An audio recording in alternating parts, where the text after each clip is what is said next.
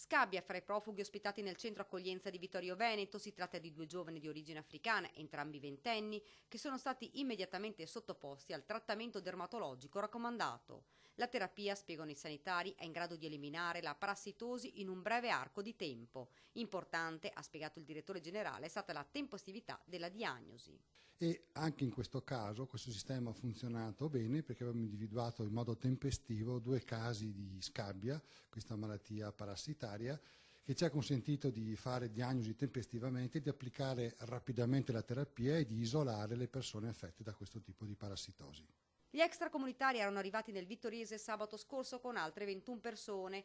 Ora verranno anche controllati il centro di accoglienza, il letto dove i 2 giovani hanno dormito, gli abiti che hanno indossato e le persone che sono state a stretto contatto.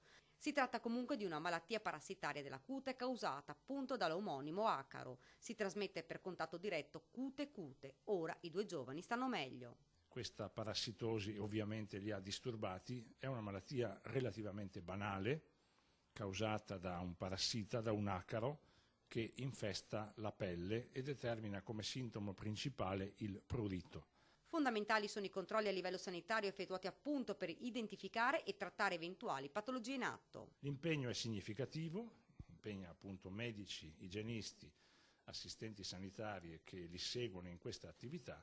Fino ad ora comunque tutto si è svolto in un clima molto sereno e fortemente collaborativo. L'ULSS 7 comunque sottolinea che non ci sarebbe nessun pericolo sanitario per la popolazione.